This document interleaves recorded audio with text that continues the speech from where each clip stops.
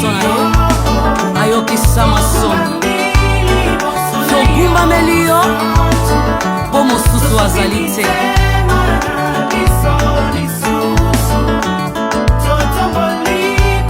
Totombolaka yo na ntina yawe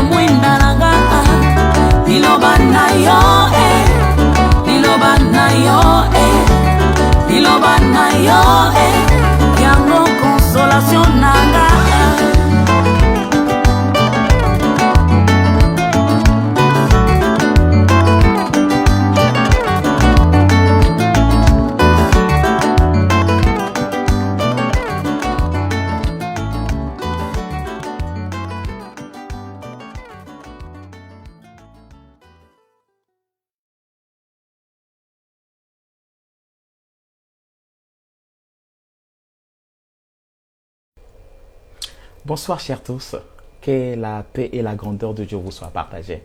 Alors laisse-moi vous dire Shabbat Shalom dans vos maisons, Shabbat Shalom là où vous êtes.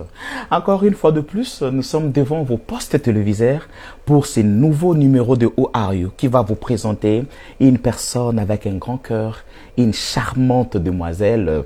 Voilà, aujourd'hui avec elle, on va essayer de parler de Beyond the Smile. Beyond the smile, donc derrière le sourire.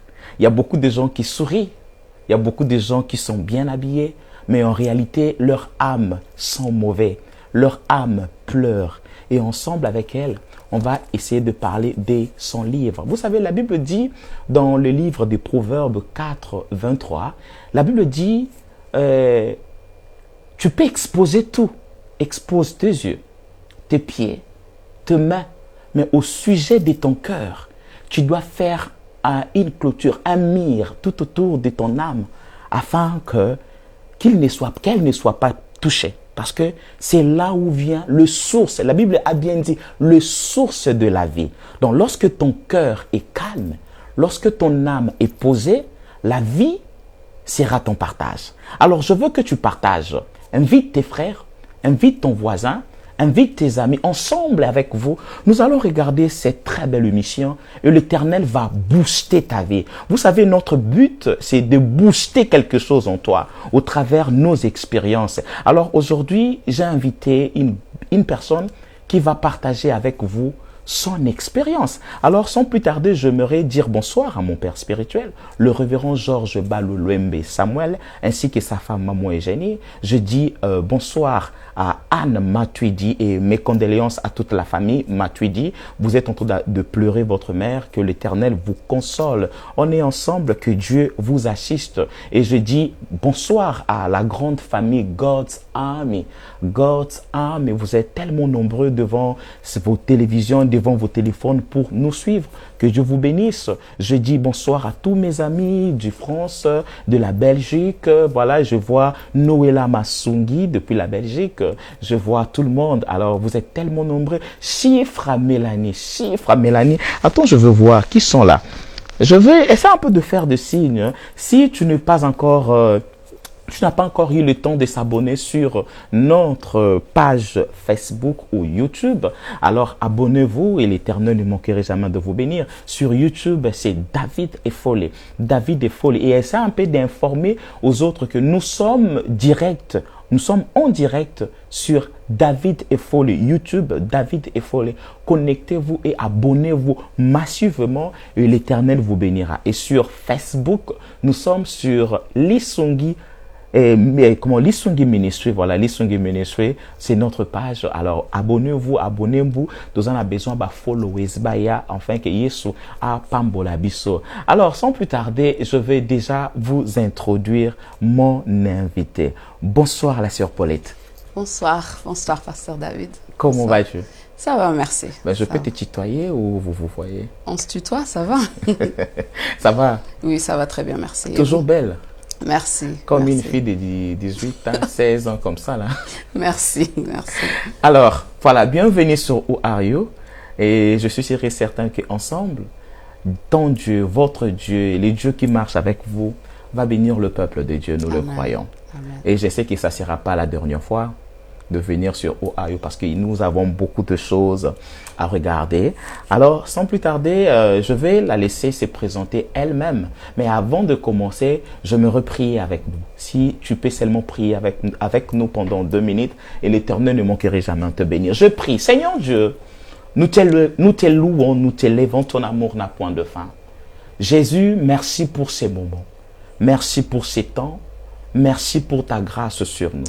Seigneur, tu nous as appelés dans cette plateforme pour booster de personnes qui nous regardent. Jésus, ma prière est qu'aujourd'hui, je veux qu'une âme soit sauvée, une âme soit guérie au nom de Jésus, au travers de l'expérience que tu as donnée à notre sœur. Dans le nom de Jésus, nous te louons, Seigneur. Nous t'exaltons au nom de Jésus-Christ. Amen. Amen. Bien-aimé, le ministère angélique est présent aujourd'hui pour t'amener quelque part. Alors, je veux déjà demander à ma sœur, où are you? Qui es-tu? Donc, bonsoir tout le monde. Je m'appelle Paulette Montero. Je suis la deuxième d'une grande famille. Donc, je suis née à Toulouse, en France. Donc, j'ai grandi un peu à Toulouse, puis j'ai grandi aussi au Congo. Et j'habite en Angleterre maintenant. Je suis maman de 2 enfants. Et voilà, donc mon parcours. Qu'est-ce que vous avez fait comme études, tout ça? Alors, j'ai fait des études de sciences médico-sociales en France. Et puis, bon, j'ai commencé à travailler dans le milieu médical. Et après avoir eu mon fils, donc mon deuxième, je me suis tournée plutôt vers le milieu de l'éducation, mais toujours dans l'administration. Donc, je travaille dans le milieu de l'éducation, mais plutôt dans l'administration. Donc, je ne suis pas, comment on dit, class teacher. Je suis pas une maîtresse, en fait, d'école, mais je suis plutôt dans l'administration de l'école. Ah, d'accord. Alors, partagez, s'il vous plaît. Je veux que vous partagez. Partagez, comme on dit à Lingala, bokoto, bokoto, bokoto. Et l'Éternel ne manquerait jamais de vous faire du bien. Alors, qui êtes-vous dans votre domaine spirituel? Alors, au niveau spirituel, je suis éducatrice des jeunes. Donc, à l'église, je suis youth leader. Donc, chaque dimanche, j'enseigne un groupe de jeunes et c'est là où j'en suis. Donc, j'ai fait aussi l'école biblique et j'ai aussi gradué de l'école biblique et voilà, au niveau spirituel, voilà où j'en suis. Ok. Alors, tu peux nous parler de ton expérience avec Jésus? comment tu as rencontré ces beaux Jésus, ta belle histoire avec Jésus, c'est quoi? Alors, j'ai grandi dans une famille chrétienne, comme beaucoup de gens, en fait. Hein. On se rend compte que beaucoup de gens grandissent dans une famille chrétienne, mais je n'avais jamais vraiment fait cette connexion avec Jésus. En fait, j'ai grandi et j'ai suivi la religion sans vraiment faire la connexion et avoir une relation avec Dieu. Donc, ça a été très dur, puisque, quand on suit la religion, il y a beaucoup de choses qui se créent en nous parce qu'on comprend pas, en fait. On comprend pas la religion, on suit seulement ce qu'on nous a appris. Donc, ma rencontre avec Jésus, vraiment, s'est fait après des péripéties. Beaucoup d'entre nous, c'est comme ça qu'on a rencontré Dieu. Hein. Après des péripéties, donc j'ai fait ma propre rencontre avec Dieu. Donc, je dirais, ça fait pas longtemps. À peu près 6-7 ans où j'ai vraiment donné ma vie à Dieu, bien que j'ai été baptisée avant ça, mais c'était vraiment pas, je menais pas la vie que je mène aujourd'hui, quoi. J'avais pas cette compréhension de la vie chrétienne et de ce que Dieu attendait de moi, donc j'ai fait un peu mon parcours à ma façon, jusqu'à ce que vraiment Dieu m'arrête en chemin pour me montrer que là où tu vas, c'est pas là où je veux t'emmener, et vraiment de donner ma vie à Dieu, ça a été un turnaround. Ça a été quelque chose qui a vraiment tourné ma vie, et voilà où j'en suis aujourd'hui. Donc, j'ai rencontré Dieu un peu comme Paul, hein, sur la route de Damascus. J'ai rencontré Jésus et ma vie a fait vraiment un tournant, a vraiment tourné à ce moment-là, quoi. Merci beaucoup. Alors, parlons sur le Beyond the Smile, derrière le sourire. Alors, votre livre s'intitule Beyond the Smile. As-tu voulu passer un message ou réveiller de conscience, ou c'est juste une histoire comme une autre? Alors, Behind the Smile, c'est vraiment... faut dire qu'à la base, je n'allais pas appeler mon livre comme ça. Je me souviens plus c'était quoi le titre que j'avais choisi pour mon livre. Mais le Behind the Smile m'est venu vraiment après avoir écrit... je pense que c'était le premier ou le deuxième chapitre, et tout d'un coup, Behind the Smile, parce que j'ai réalisé, en fait, comme vous avez dit, c'est pour réveiller les consciences que vraiment, malgré le fait que je sois une fille souriante, il se cachait tellement de choses derrière mon sourire que de conscientiser les gens, de savoir que quelqu'un peut sourire et vraiment en cacher gros derrière leur sourire. Donc, c'était vraiment mon message à véhiculer, que voilà, quoi, faut pas s'arrêter au sourire des gens, faut vraiment chercher à connaître leur histoire, et par rapport à ce livre-là, bien sûr, c'est un témoignage. C'est pas un livre fictif, parce que les gens l'ont lu, les gens qui me connaissent et qui connaissaient pas forcément mon histoire l'ont lu, et ça faisait un peu fictif, mais il faut vraiment le dire que c'est un témoignage, c'est pas fictif, c'est ma vie que j'ai détaillée dans ce livre. Alors, qu'est-ce que ces livres représentent pour toi? Ce livre, il représente vraiment... Comme j'ai dit, c'est un témoignage, mais c'est vraiment le témoignage d'une fille qui, et quand je dis une fille, c'est bien sûr moi, mais d'une fille qui était vraiment brisée par les circonstances, brisée par les situations par lesquelles je suis passée, et de voir que à la fin, en fait, si on se rend compte, bien sûr, je suis encore en vie, mais de voir que vraiment Dieu a utilisé tout ça pour me façonner et me construire au jour d'aujourd'hui. Donc, ça représente vraiment... la bonté de Dieu, la grâce de Dieu.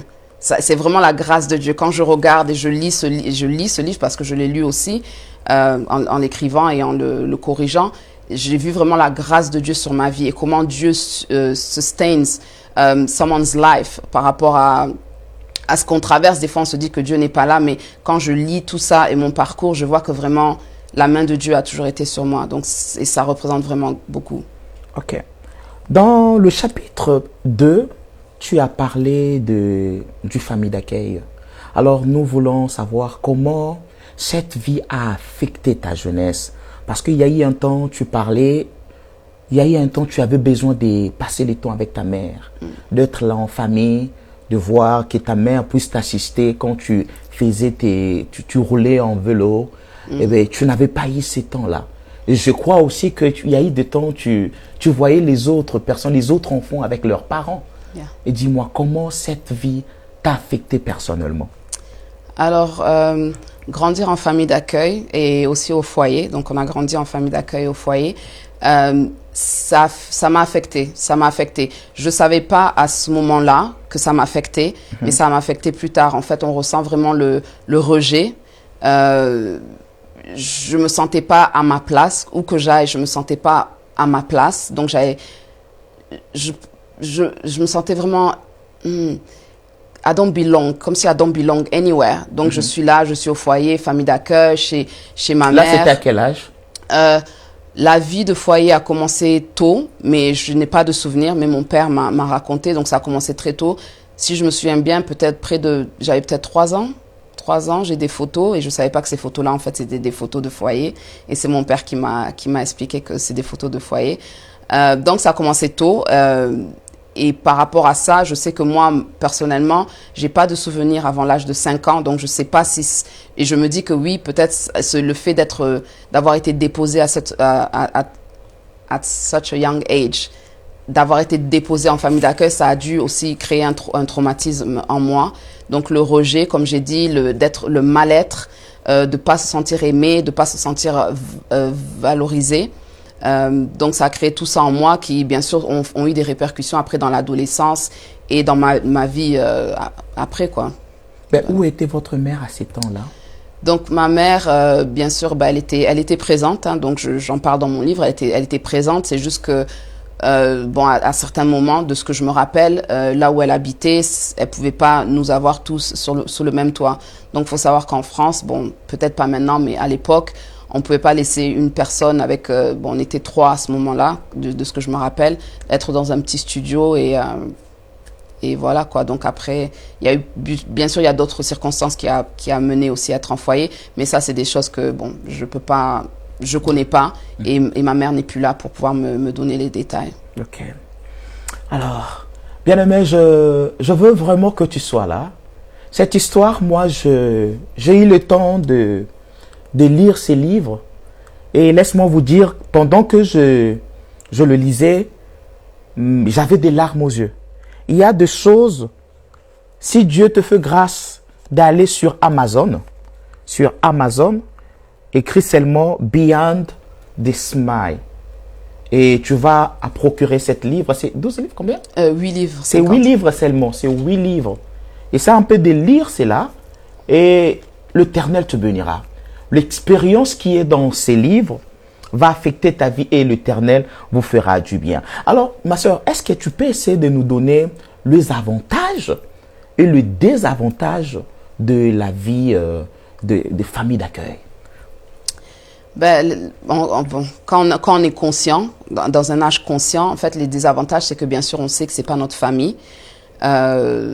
Mais on sait que c'est pas notre famille. Bon, on n'a pas le choix. Hein. On est mis dans une famille d'accueil, donc on accepte. Donc les désavantages, bon, à vrai dire, j'ai pas vraiment de désavantages parce que moi, personnellement, les familles d'accueil dans lesquelles j'ai été, elles étaient super. Elles étaient vraiment au top. Donc elles nous prenaient vraiment comme ils avaient eux-mêmes leurs enfants, leurs propres enfants, et ils nous prenaient vraiment tous au même niveau. Donc j'ai pas senti ce truc-là où ils mettent les autres enfants là-bas. Et pourtant c'était des blancs, donc ils nous mettaient vraiment au même statut que leurs enfants. Et pour moi ça a été vraiment un avantage d'avoir ce genre de famille d'accueil. Je sais qu'il y a beaucoup de gens qui vont en famille d'accueil et qui tombent sur des familles qui sont vraiment, qui sont vraiment pas bien, mais j'ai eu cette grâce-là d'être en famille d'accueil et d'avoir apprécié ce temps-là et d'avoir apprécié ces familles-là, d'avoir apprécié aussi je dirais, entre guillemets, les frères et sœurs avec qui j'étais dans cette famille. Dans le chapitre 3, après la mort de ta mère, tu as eu à parler sur près de 4 fois, tu as tenté de mettre fin à ta vie. Alors, est-ce que tu peux nous parler sur ça? Oui, il n'y a pas de souci. Donc, oui, c'était vraiment bon. Après, bien sûr, les péripéties qui ont obviously led to that. Je pense que c'était vraiment comme j'ai dit, il y a un mal-être, il y a le rejet. Ensuite, quand ma mère est décédée, en fait, elle venait, ça faisait quelques mois qu'on venait d'habiter avec elle et qu'elle avait maintenant eu la garde permanente. la garde permanente. Donc pour moi, Là, ça a été... tu avais quel âge déjà? J'avais 13 ans. J'avais 13 ans. Donc elle a eu la garde permanente. Donc on savait que là, maintenant, c'est pour toujours. On est là avec maman. Donc voilà quoi, la vie avec la famille maintenant, c'est bon. Et après quelques mois, donc elle est décédée. Donc pour moi, ça a été un choc. Bien sûr, je parle dans mon livre que ma mère était souffrante. Et ça, bien sûr, on le savait. Mais dans la tête d'une petite fille, je pense pas que je m'attendais à ce qu'un jour elle parte, en fait. Donc, quand même, elle a été prise pour aller à l'hôpital la semaine d'avant. J'ai pas fait vraiment le rapport que elle va jamais revenir. Je me suis dit bon, elle va à l'hôpital comme elle allait souvent à l'hôpital. Mais je me suis dit bon, elle va revenir. Donc, j'ai pas vraiment mis dans ma tête qu'elle allait jamais revenir. Donc, pour moi, ça a été un grand choc qui m'a terriblement affectée puisque déjà, j'ai pas trop grandi avec elle. Ensuite, je la perds d'un coup comme ça. J'étais mal. Donc, voilà quoi, j'étais mal et j'ai commencé à broyer du noir et me dire que à quoi ça sert de vivre quoi. C'est pas la peine. Donc oui, j'ai tenté de mettre fin à ma vie plusieurs fois. Et comme j'ai dit, Dieu fait grâce parce que je sais que les fois où j'ai tenté de mettre fin à ma vie, il y a d'autres personnes. Peut-être à ce moment-là, ils seraient déjà partis. Mais je suis là aujourd'hui, la preuve que, voilà quoi, que Dieu a vraiment sa main sur ma vie. C'était par rapport à quoi? C'était la dépression? Parce qu'il y a eu un temps, vous avez eu à parler sur la dépression et c'était quoi par rapport? Parce qu'elle est partie ou parce que la peine que vous avez vécue depuis que vous étiez l'enfant? Oui, je pense que c'était, à ce moment-là, c'était la peine, bien sûr, d'avoir perdu sa mère. Ensuite, je pense que, je devais faire une dépression, en fait, parce que c'est vrai que quand on regarde à ce moment-là, je savais pas c'était quoi la dépression. Mais j'avais 13 ans, donc je connaissais pas la dépression, je savais pas c'était quoi. Mais je pense que j'étais devenue dépressive. J'étais devenue dépressive. Et par rapport à ça, bien sûr, en tant que chrétienne, je comprends que l'ennemi aussi a joué de ça et me chuchoter des choses dans l'oreille pour me dire que voilà quoi, ça sert à rien de vivre, ça sert à rien de continuer à vivre, ta vie va toujours être comme ça, trimballer à droite à gauche, tu seras jamais heureuse. Donc tous ces mots-là que le diable aime utiliser, nous chuchoter dans l'oreille, qui font que si on n'est pas fort, on va s'appuyer sur ces mots, sur ces dires et vraiment partir dans un chemin le chemin où je suis allée quoi, de mettre fin à ces jours. Wow. Bien-aimé dans le Seigneur, je salue la présence de Papa Witt Diakese, que Dieu vous bénisse Papa. Je salue la présence de la sœur Rose Bijou Ramirez, la sœur Chifra Mélanie, le révérend Georges Balou qui est là. Que Dieu vous bénisse. Vous savez, la vie d'une personne la personne a trois parties. En fait, le vrai homme, le vrai toi, ce n'est pas seulement ton corps, il y a aussi ton âme.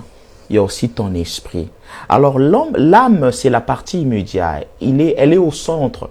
Donc l'âme a la capacité d'affecter ton corps et elle a la capacité d'affecter ton esprit. Donc, et puis l'âme, c'est là où reposent nos sentiments, nos émotions, ta personnalité, tout ce que tu as vécu dans ta vie, ça se repose dans l'âme.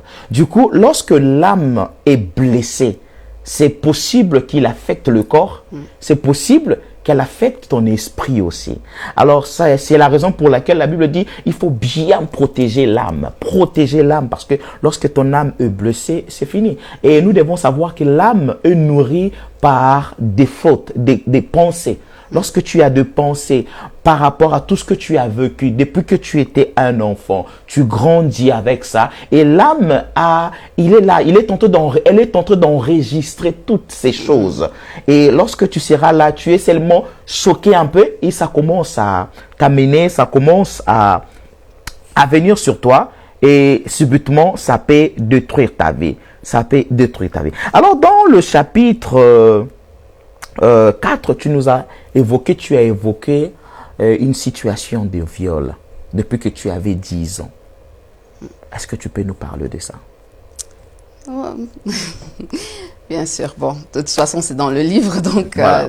C'est plus tabou.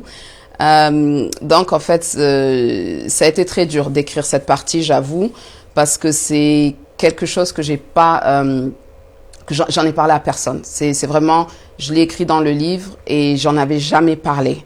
En fait, tellement j'avais repoussé cette expérience, je l'avais mis vraiment at the back of my mind. Et quand j'ai écrit le livre, je me rappelle, le Saint-Esprit me disait écris.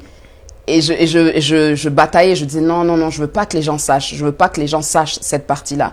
Mais en étant obéissante, puisque j'ai voulu vraiment montrer la gloire et la grâce de Dieu dans ce livre, j'ai écrit cette partie. Donc donc si je me souviens bien, j'avais 9-10 ans. Au foyer. Donc, bon, je vais pas tout détailler puisque sinon les gens vont pas acheter les livres. Bon, il y a beaucoup de choses ici. Il faut acheter le livre. Hein. Il faut acheter le livre. C'est alors que vous aurez beaucoup de révélations. Vas-y, voilà. Donc, quand j'avais 9-10 ans, au foyer. Donc, on était au foyer. C'était un foyer mixte. Donc, je me souviens que une des filles, donc on était dans le dortoir des filles, et une des filles, donc je raconte dans mon livre qu'une des filles m'a abusée.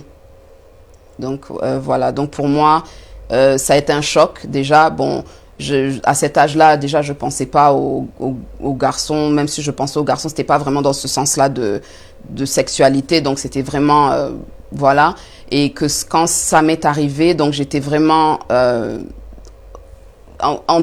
avec les blessures que j'avais déjà, c'est comme si on a rajouté une autre couche. Et en plus se faire abuser par une fille en étant une fille moi-même, bien sûr, ça a créé toutes sortes de choses dans ma tête, dans mon esprit, de savoir que, une fille peut faire ça à une autre fille, en fait. Et je me souviens me demander, est-ce que j'ai provoqué ça? Est-ce que ça fait de moi maintenant une lesbienne? Est-ce que je me posais beaucoup de questions, et pourtant, bon, j'étais pas forcément, je sais pas, je me disais, pourquoi moi? Parce que c'est pas arrivé une fois, c'est arrivé plusieurs fois. Et donc, je me disais, mais pourquoi est-ce qu'elle me target? Pourquoi? Et après, maintenant, j'avais peur d'être seule dans les dortoirs, de me retrouver, parce que c'est comme si elle savait où je me trouvais seule, en fait. Et donc, après, j'ai commencé à vraiment, faire en sorte d'être toujours accompagnée, ou d'être toujours quelque part où il y a du monde. Et vraiment, même s'il fallait aller dormir, je m'assurais que il y avait du monde dans le dortoir avant d'y aller, de me retrouver toute seule dans le dortoir. Et tu ne pouvais pas parler à une autre personne? Non, je me sentais sale. Je me sentais humiliée. Je me sentais vraiment... J'ai vraiment mis ça, comme on dit, at the back of my mind.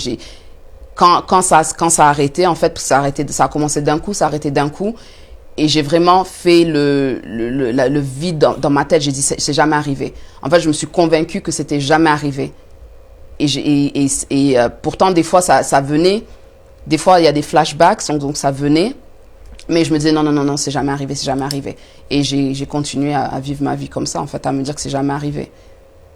La Bible dit, il est le même hier. Ça veut dire, il est présent hier. Dans ton passé, Dieu est présent. Aujourd'hui, je suis sûr et certain que Dieu est capable de consoler la personne qui me regarde. À des fois, tu es tenté de passer un temps dur, un temps de difficulté. À des fois, tu es aussi dans la dépression. Mais au travers de cette émission, Dieu l'a utilisé pour changer ton histoire. C'est pour cela, moi et ma sœur, ma sœur et moi, nous voulons juste déclarer de paroles sur toi. Toi qui nous regardes, tu es tenté de passer un temps de dépression. Je veux laisser la sœur Paulette de déclarer de paroles sur toi. Et je suis sûr et certaine que l'Éternel, le Dieu de la Bible, c'est lui qui est capable de restaurer la vie d'une personne.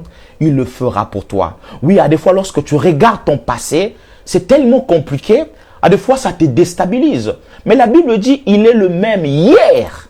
Ça veut dire, Dieu est présent dans ton passé. Il peut te restaurer avec ton passé, te reparer avec ton passé. Je ne sais pas qu'est-ce qui s'est passé dans ton passé, mais ce qui est sûr, ce soir, je me redire à quelqu'un que Jésus est dans ton passé, actuellement là, en heure même, en ces moments-là que nous sommes en train de parler. Jésus est dans ton passé et il a pour but de te reparer avec ton passé. Est-ce que tu peux prier avec nous? Est-ce que tu peux prier avec nous? Si ça pray, come on, Rebo Seke. Heavenly Father, I thank you. Lord, I thank you, just like Pastor David said, Lord God, you are in our past, you are in our present, and you are in our future. Yes. Father, I thank you for your love, Lord God, that those who are suffering right now, at this point in time, from anything, Lord God, that is come from their past, Father God, I pray, Lord, that you will, Lord God, restore them to the original creation, Lord God, that you have created them with. Father, I pray that, Lord, in the name of Jesus, Lord God, you will go to the depth of their soul, Father, to those who are hurt, to the core, Lord God, of their being, Lord God, that they don't know how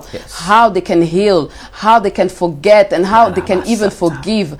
Father, I pray that, Lord God, at this point in time, you will convict them, Lord God, that, Lord, you are for them, that, Lord, you love them, because the enemy, Lord God, comes and tries to steal. The enemy comes and tries to destroy. But, Father God, because of Jesus Christ, who died on the cross, Father, we have been made whole. Yes. I declare wholeness in the life of those who are broken right now, Lord God. I declare that, Lord, those who you have called and chosen, Lord God, you will make them whole in the name of Jesus. Father, we say thank you for your arm is never too short to reach out to those who are even in the depth of hell. Father, we say thank you that thoughts have been restored, Lord God, for hearts have been restored and mended right now in the name of Jesus. As they are watching this show, Lord God, I pray, Lord God, that you will come and comfort them, Lord God, for those who have cried tears that no one has seen. Father, I pray that you will come and restore them. You will come and comfort them. Father, we say thank you, for you are the Father to us all, Lord God. You are not just my God. You are not just the God of Pastor David, but you are the God of us all, Lord God. And we say thank you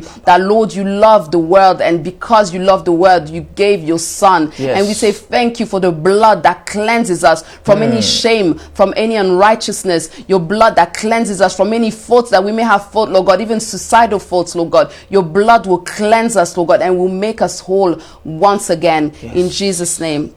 Amen. Amen. Amen. Je crois que c'est ton temps, bien-aimé. C'est ton temps que Dieu puisse te restaurer. Et je crois à la restauration. Amen. Je crois fermement à la restauration, que ton Jésus le fera. Alors, c'est ça, j'aimerais que tu regardes l'objectif. Actuellement, là, il y a 2 filles qui sont violées dans leur maison. Il y a 2 enfants, ils sont abusés par leurs frères, leurs cousins, les amis de la famille. Bon, vu que peut-être ils se retrouvent dans la même situation que toi, ils ne savent pas comment dire, ils ne savent pas comment parler. Devant ta caméra, tu as des jeunes filles qui sont abusées. Qu'est-ce que tu vas dire? Quel conseil que tu donneras à ces jeunes sœurs qui nous regardent? Alors, je sais que le viol, c'est horrible. C'est horrible. Donc, et puis ça arrive aux filles et ça arrive aux garçons. Donc, c'est pas que d'un côté ou de l'autre, c'est vraiment aux filles et aux garçons. À ce moment-là, donc je dis, c'est my heart breaks, parce que je sais ce par quoi vous passez, et je sais comment ça détruit aussi la personne, ça détruit l'âme. Le viol détruit l'âme. C'est quelque chose qu'on vous vole, en fait. C'est vraiment un vol. C'est un vol d'identité. Et après, l'ennemi s'en sert pour nous donner une certaine façon de voir les choses et de voir les gens. Donc, mon conseil, c'est vraiment de trouver quelqu'un de sûr, et d'en parler, mais aussi d'aller dénoncer. Parce que le problème, c'est que on dénonce pas souvent, surtout par peur et par honte. Donc, on dénonce pas la personne qui nous abuse. Mais en même temps, faut penser aux autres. Faut penser aux... Je sais que c'est difficile à dire, mais faut penser aux autres, parce que bien qu'il vous fasse ça à vous, il peut aussi le faire à quelqu'un d'autre. Donc, une fois que vous dénoncez, vous stoppez en fait la chaîne du viol. Vous stoppez la personne dans son élan d'aller continuer avec quelqu'un d'autre, en fait. Donc, vraiment, prenez courage. C'est pas facile. Je répète encore, c'est vraiment, mais vraiment pas facile de parler. Mais prenez courage. Et allez en parler. Peut-être c'est pas facile d'aller en parler à vos parents, surtout si c'est quelqu'un de la famille, mais un ami, et dites vraiment à l'ami peut aller aussi dénoncer à la police et puis enclencher le système de justice par rapport à cette personne-là. Mais c'est vraiment se dire que dénoncer, c'est mettre un stop, c'est mettre un stop à la personne et vraiment dire que it ends with me. C'est vraiment ça, it ends with me, et point barre. Donc, bien sûr, ma vie a été affectée, mais je ne laisserai pas la vie de quelqu'un d'autre être affectée. Alors, il y a aussi des parents comme ça, lorsque son enfant vient lui dire qu'écoute, moi, j'ai été abusé, tout ça. Des fois, le parent ne comprend pas, il ne croit pas. Et qu'est-ce que tu diras à ces genres de parents? En tout cas, être parent, c'est être parent dans tout. Si votre enfant vient vous dire quelque chose, il faut le croire. Parce que trop de choses, non, tonton, il ne peut pas faire ça. Non, non, non. Non, pardon. Les gens, il n'y a que Dieu qui connaît la personne de A à Z. On ne connaît jamais trop bien quelqu'un. Et toujours ça sort, oh, c'était le frère, oh, c'était ceci. Et c'est toujours quelqu'un de tellement proche que les parents, c'est vraiment, ah non, non, non, non, non, non, non, ça se peut pas, ça peut pas être tonton, oh, ton frère, non, non, non, non, ça peut pas. Croyez vos enfants, quitte à mener une petite enquête mais croyez toujours vos enfants, parce qu'après, quand un enfant ou quelqu'un dénonce un viol, c'est déjà quelque chose de difficile à faire, mais en plus de ne pas être cru, ça fait encore plus mal, ça fait mal, même si, je sais pas, il y a des gens qui mentent sur le viol, c'est vrai. Mais un enfant qui aille se dire qu'on m'a touché par-ci, par-là, quand même, l'enfant n'est pas fou. Et un adulte, parce que ça arrive aussi aux adultes, ça n'arrive pas qu'aux enfants. Mais pourquoi un adulte va inventer des choses? C'est vrai qu'il y en a qui inventent, je dirais aussi, et c'est très mal d'inventer. Mais croyez d'abord avant de dire que la personne ment. En étant nourri dans un environnement de ces genres, où le plus fort a toujours raison, quel était tes rêves? Et quelle est leur forme maintenant là? En fait, je pourrais dire que quand j'ai grandi, j'avais pas vraiment de rêve. Je me souviens pas avoir un rêve exact, si ce n'est d'être avec ma mère. Donc, je me souviens pas d'avoir un rêve de oh, quand je serai grande, je serai ceci, je serai cela. Je me souviens pas. Peut-être j'en avais, mais je me souviens pas vraiment. Là où je suis, je me dis que je suis là où Dieu veut que je sois en fait. Donc, je me dis, tant mieux si j'avais pas de rêve. Comme ça, au moins, il n'y a pas compétition de là où je suis et là où je voulais être. Mais, ouais, donc, ouais, je me dis, je suis là où je devrais être. Ouais.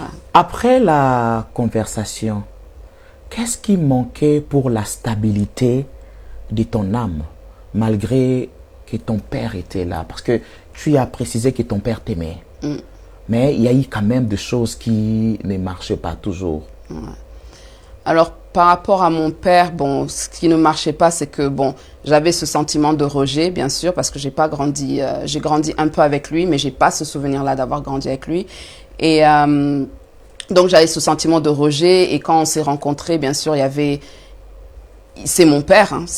Donc, forcément, on s'est rencontrés après la mort de ma mère. Et ensuite, je suis venue habiter ici. J'avais déjà 19 ans. Donc, j'avais déjà fait un petit bout de vie. Mais pour mon père, en fait, j'étais restée cette petite fille qu'il avait vue, en fait. Une petite fille de 3-4 ans. Donc, il était vraiment très sur moi. Ce qui me manquait pour la guérison de l'âme, c'était vraiment la délivrance. C'était vraiment de passer par la délivrance, le pardon, vraiment aller au dedans. Et vraiment, quand je dis au dedans, c'est vraiment aller même dans les profondeurs qui sont tellement noires que ça nous fait peur. Parce que quand on s'assied et qu'on analyse nos propres sentiments, des fois ça fait peur. C'est waouh, pourquoi, où. Et il y a des choses qui ressortent, qui refont surface qu'on avait complètement enfouies. Et j'ai dû passer par la délivrance à l'église et de vraiment et ce journey, c'est vraiment un chemin. C'est pas la délivrance aujourd'hui et demain où je suis, I'm fine. C'est vraiment un journey qu'on fait avec Dieu, qu'on fait avec bien sûr notre encadrement spirituel. Ok, une salutation à Maman Joséphine Makosso qui nous regarde. Maman Joséphine Makosso, que l'Éternel te bénisse, que l'Éternel te rende riche et prospère à jamais. Je dis bon anniversaire à Yannick Bia Bouhendois. Reste béni, petit frère, que Dieu t'amène très loin. Je sais que Dieu te bénira et il va le faire. Sois seulement connecté avec ces vrais dieux et il va t'amener quelque part. Alors, beau partager, c'est un peu de partager la vidéo et c'est un peu d'inviter beaucoup de personnes et l'Éternel ne manquerait jamais de vous faire du bien. Et tu peux aussi t'abonner, abonnez-vous massivement sur notre page Lisungi Ministry et puis David Effolé sur YouTube. Alors, Sista, Si tu regardes ta vie 15 ans passés, 15 ans, tu regardes cette Paulette de 15 ans passés, des 10 ans passés, de 20 ans passés. Et qu'est-ce que tu lui diras à cette Paulette-là de 10 ans passés? Tu lui diras quoi? Dieu est bon. Dieu est bon. Franchement, yeah. Dieu est bon. Dieu est bon parce que c'est... Je dirais Dieu est bon et accroche-toi. Accroche-toi. Parce que tout concourt au bien de ceux qui aiment Dieu et de ceux qui sont appelés according to his purposes. Sorry. Okay. Donc, je lui dirais accroche-toi. Et puis, prends vraiment les bonnes décisions qui glorifieront Dieu et pas seulement les décisions qui plairont aux hommes. Ok. Alors, regarde cette fille-là de 15 ans, cette Paulette de 10 ans, de 13 ans. Quel le support dont elle en avait besoin? Que tu avais besoin à ce temps-là, c'était quoi le support? Je pense j'avais besoin d'amour, pas d'amour garçon-fille, j'avais besoin d'amour maternel et paternel à ce moment-là. J'avais besoin d'un encadrement spirituel qui allait vraiment me nourrir de l'intérieur, pas seulement aller à l'église et faire face, mais vraiment un encadrement pour me faire grandir spirituellement. Mais j'avais vraiment besoin de ce cocon, de vraiment cette protection d'un père et d'une mère. Si je regarde en arrière, c'est vraiment ce dont j'avais besoin. Et puis, je pense que j'ai quand même eu, la plupart du temps, des bons supports en amitié. Mais par rapport vraiment à ce paternel, maternel, j'avais besoin de ce support-là. Amen. Je salue Christelle Ngoma. Je salue Olwin Follet. Je salue Anataou Follet. Que Dieu vous bénisse, le petit Tintin. Que Dieu vous bénisse. Alors, dis-nous, sister, est-ce que tu as eu le temps de pardonner ta mère? Oui, en fait, quand j'ai fait ma première retraite, non, je crois la première ou la deuxième retraite où je suis partie à l'église, je savais pas que je pensais pas que tout ce que je ressentais, en fait, avait été lié quand même au pardon. Ma mère, je pensais pas lui en vouloir, mais finalement, après les enseignements que j'ai reçus, j'ai vu que oui, j'en voulais à ma mère, en fait. J'en voulais à ma mère d'avoir vécu la vie qu'elle a vécue. Je lui en voulais d'être partie trop tôt. Donc, je lui en voulais. J'en voulais à Dieu, j'en voulais à mon père, j'en voulais à tout le monde, en fait. Si je regarde bien, j'avais beaucoup de colère que je manifestais pas forcément. Quand on me regardait, je manifestais pas forcément cette colère, mais à l'intérieur, j'avais cette colère. Et je me rappelle que quand on nous avait prêché sur l'amour du Père, donc l'amour de Dieu, j'étais pas convaincue. Je me disais non, Dieu peut pas m'aimer. Je suis trop damaged. Je suis pas encore bien pour que Dieu m'aime, en fait. Donc j'ai bataillé avec ça. Je me rappelle ma première retraite. Et une fois qu'on m'a imposé les mains, en fait, je me souviens juste d'avoir lâché un cri, en fait, qui m'a libérée à ce moment-là. Et je pense que c'est aussi à partir de ce moment-là que j'ai vraiment aussi je me suis connectée un peu plus avec Dieu, parce que je sais pas, pour moi, c'était pas vraiment la full connection, mais je me suis reconnectée à ce moment-là avec Dieu. Mais le pardon, c'est vraiment une puissance qui libère. C'est vraiment une puissance qui libère. Pas seulement le pardon de pardonner quelqu'un d'autre, mais aussi de se pardonner soi-même. Parce que bien sûr, il y a eu des choix que j'ai eu à faire dans la vie où maintenant j'ai eu aussi à me pardonner moi-même. Mais relâcher les gens, c'est très important. Bien que la personne ne vous dira jamais pardon, mais il faut savoir aussi pardonner sans recevoir ce pardon de la personne. Parce que si on retient trop les gens et qu'on les laisse pas, on les pardonne pas, c'est vraiment... Je dis souvent ça et ça me fait rire et ça fait rire les gens, c'est que je raterai pas le ciel pour personne. I will not miss heaven for anyone. Je dis souvent ça et ça fait rire, mais ça m'aide à me dire que non, je dois pardonner parce que je ne raterai pas l'éternité pour avoir retenu une personne dans mon cœur. Alors, quels sont les événements et les personnes qui t'ont aidé à revenir? Alors, Les événements, donc je raconte dans mon livre 4-5 ans et quelques de domestic violence. Donc je suis passée par l'abus, comment on dit en français, pardon, domestic violence. La violence. La violence conjugale, that's it. Donc je suis passée par 4-5 ans de violence conjugale et vraiment à ce moment-là, et Dieu me parlait. Dieu me parlait à chaque étape et c'était vraiment, je me disais non, même si j'étais pas vraiment connectée avec Dieu, il me parlait et je me suis dit non, Dieu est vraiment amour. Même si je ne suis pas en train de prier 24 heures sur 24, il est en train de me parler. Et je me suis dit ok, je dois commencer à obéir parce que si je n'obéis pas, je m'en vais vers la mort. En fait, je m'en vais vers la mort. Donc j'ai vraiment pris conscience que j'ai besoin de Dieu. Dieu a un appel sur ma vie, bien que je ne savais pas à ce moment-là quel était l'appel sur ma vie, mais je me suis dit, Dieu. J'ai vraiment fait on va dire ce blocage, mais j'ai vraiment fait cette connexion où je me suis dit, c'est Dieu ou rien. Et c'est comme ça que j'ai quitté mon ex-partner et que j'ai vraiment follow God. Et je me suis dit, c'est a journey of obedience et je continue avec Dieu. Alors, je salue d'abord la présence de mon amie, la sœur Patty Yanzambe Queen Pibatalan. Celle, c'est ma sœur, elle est mon amie.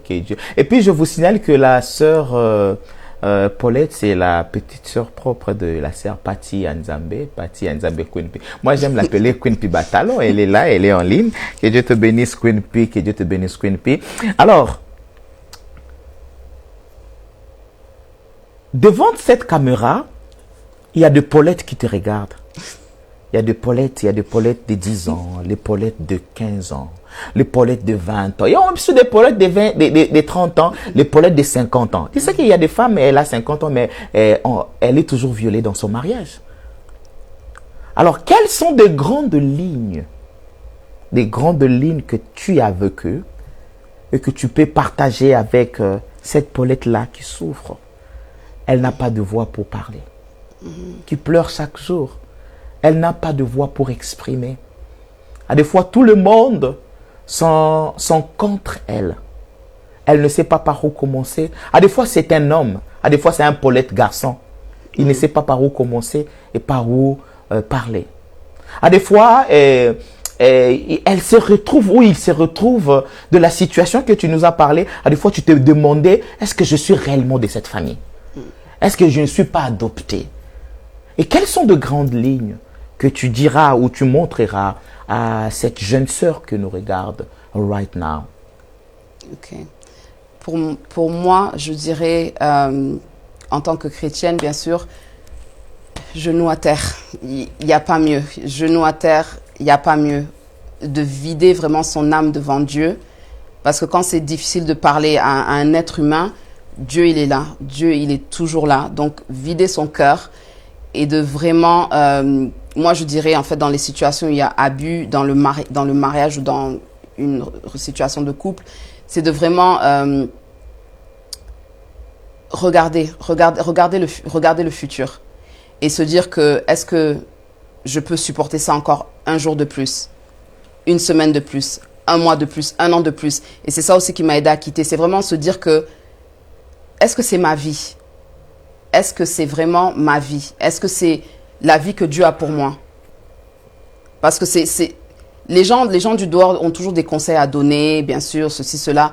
Mais quand la personne qui est dans la situation prend la décision, sachez-le que la décision qu'elle prend, c'est une décision réfléchie. Donc, quand la personne quitte son foyer ou sa relation, c'est vraiment une décision réfléchie parce qu'elle aura pris le temps d'y réfléchir. Donc, je vous conseille vraiment de passer par la guérison, de vider votre âme devant Dieu et de vraiment chercher le support. Parce que je dis toujours que d'avoir le support nécessaire, pas seulement les amis pour rigoler, pas seulement les amis pour sortir, mais vraiment les gens avec lesquels vous pouvez parler, non seulement parler, mais aussi prier. Parce que une fois que vous pouvez plus, quand on dit Maye Nawe Suki, tu vois. On dit que Dieu prend, mais Dieu aussi, il vient aussi sous la forme d'amis. Il nous met aussi dans la trajectoire d'amis qui vont aussi être là comme support que Dieu aura envoyé. Donc, soyez bien entourés. Ça aussi, c'est un conseil. Soyez bien entourés. On veut bien rigoler tous les jours avec nos amis, mais est-ce que c'est vraiment ça l'amitié? Est-ce que c'est vraiment ça l'amitié? Parce que l'ami, je peux m'asseoir avec mes amis et pleurer. Je peux m'asseoir avec mes amis et leur dire des choses très difficiles que oui, des fois, elles vont être là, ouh, c'est un peu, ouh, too much. Mais parce qu'elles sont là et qu'elles savent que, OK, she needs me. Let's pray. Les gens qui vont te dire aussi, let's pray. Il y a des gens, c'est juste, ah, OK, bye bye. Et puis, ils partent. Mais être bien entouré, c'est très, très nécessaire. Être bien entouré, c'est très, très nécessaire. Vous savez, la sœur vient de parler du pardon. Moi, ça m'a fait du bien. Elle a dit, elle s'est pardonnée d'abord elle-même. Yeah, c'est ce que tu as dit. Donc, elle a commencé. Oh my God, I like it. I love it. You know, la Bible dit, il y a une grande puissance derrière le pardon. Si seulement tu sais comment te pardonner et pardonner les autres, l'Éternel te bénira. Laisse-moi te parler du pardon. Vous savez, c'est quoi le pardon? Le pardon, c'est lorsque quelqu'un t'a fait du mal, elle t'a vraiment offensé, elle t'a vraiment fait du bien. Et du coup, tu as amené la personne au tribunal. Et la personne a été condamnée. Et tu viens, tu prends la peine, la condamnation qui était déposée sur la personne, tu le prends et tu la portes sur toi. Ça veut dire le prix qu'il devait payer et tu viens, tu payes ce prix-là par ton propre argent. C'est ça le pardon. C'est ça, le prix qu'il devait payer. C'est lui qui t'a fait du mal. C'est lui qui t'a offensé. C'est lui qui t'a fait tellement souffrir. Et tu viens, le prix qu'il devait payer, tu le prends et tu payes à sa place. C'est ça le pardon.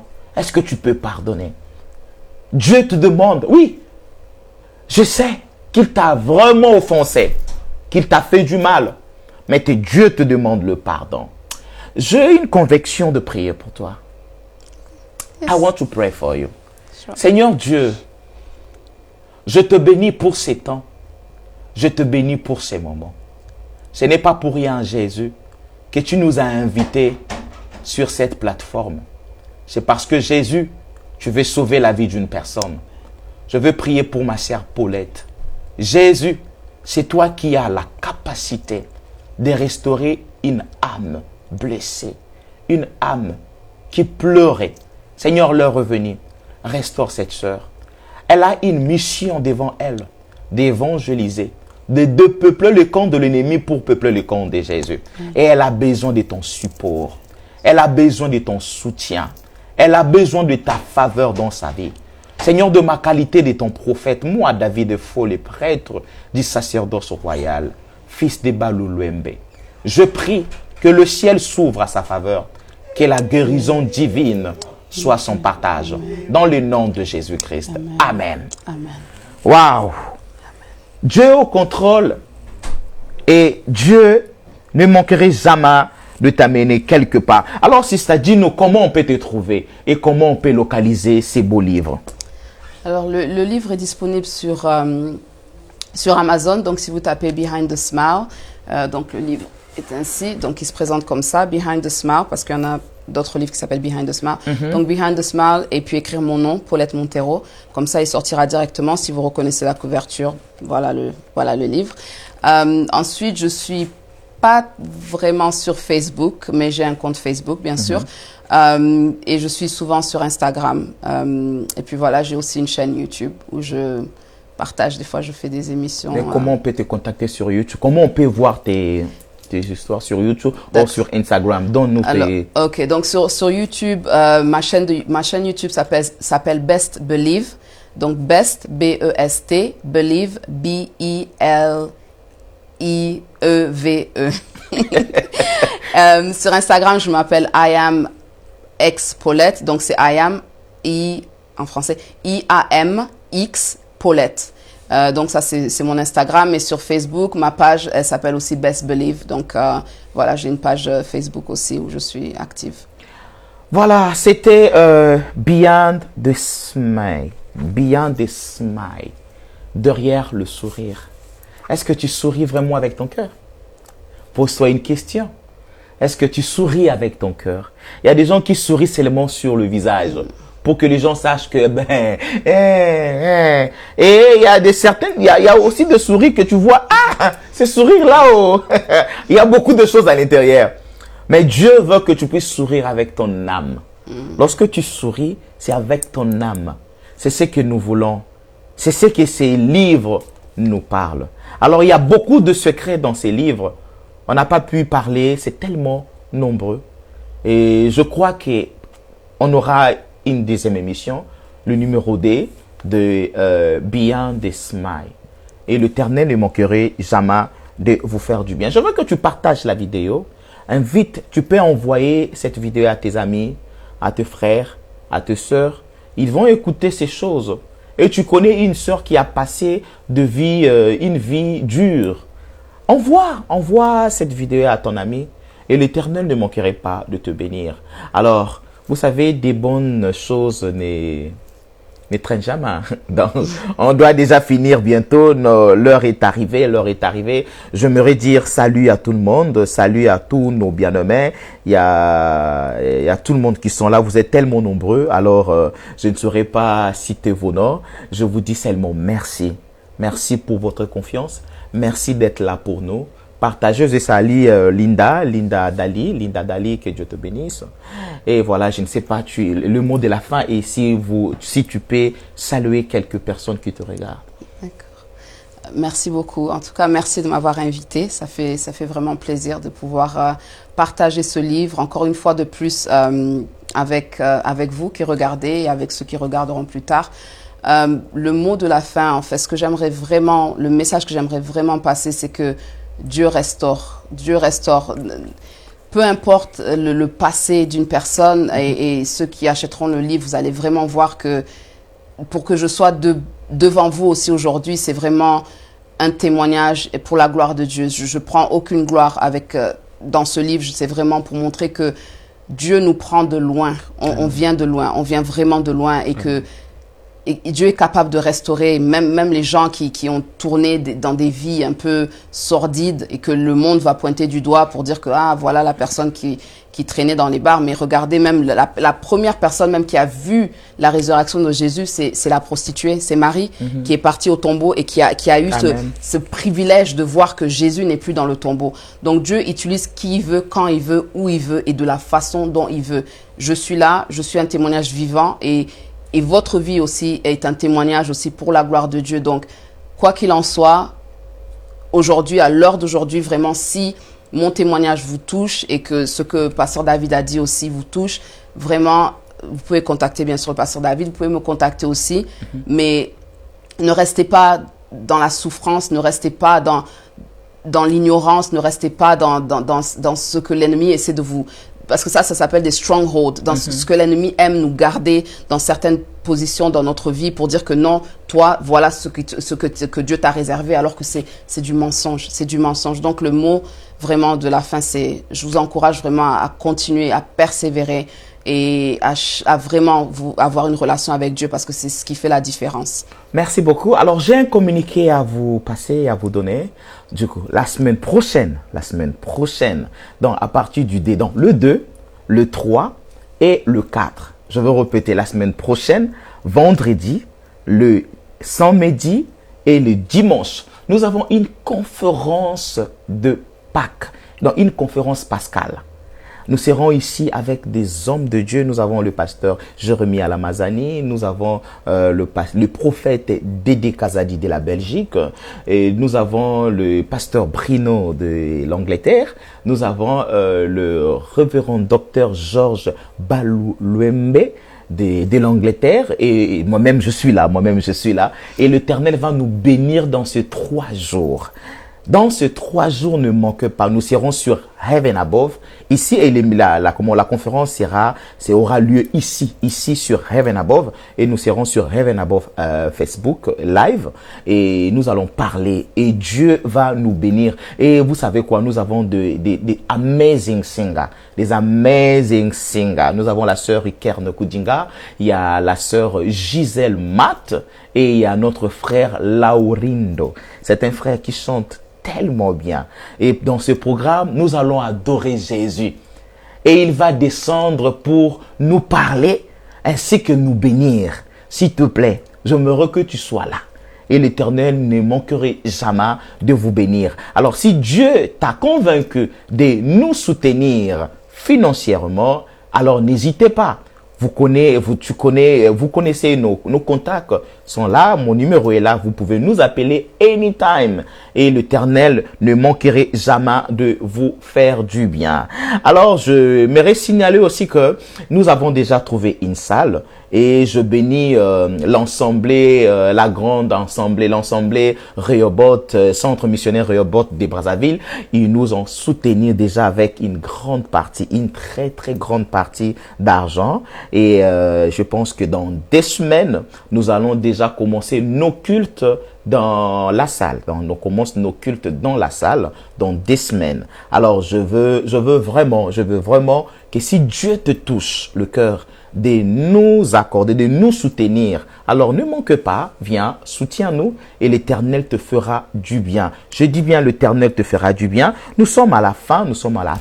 Alors, tu n'as pas lancé les mabangas, ta sœur va t'amener à la police là-bas. Bon, je salue ma grande sœur Patricia, Queen P Batalan. Je salue aussi ma sœur Jennifer, ma sœur Jessica, ma famille, s'il y a ma famille qui regarde, ma famille spirituelle, ma famille biologique. Donc, je salue mon père, Gracia Montero. Je salue ma belle-mère, Yvette Montero. Je salue toute la famille Montero. Donc, merci beaucoup en tout cas de m'avoir invité. Je suis vraiment ravie. Mais c'est pas la dernière fois. Merci. Voilà, nous sommes déjà à la fin et nous vous aimons. Donc, on se retrouve la semaine prochaine avec la conférence. Vous savez, la semaine prochaine, il n'y aura pas le Who Are You. Nous aurons la conférence à 20h, vendredi 2 à partir de 20h. Alors, venez passer une semaine pascale avec nous et l'Éternel vous bénira. Merci à Heaven Above, notre frère Jean-Michel avec sa femme Maman Grâce. Que Dieu vous bénisse. Voilà, nous sommes à la fin et que Dieu vous bénisse. Bye bye. Amen. Bye bye.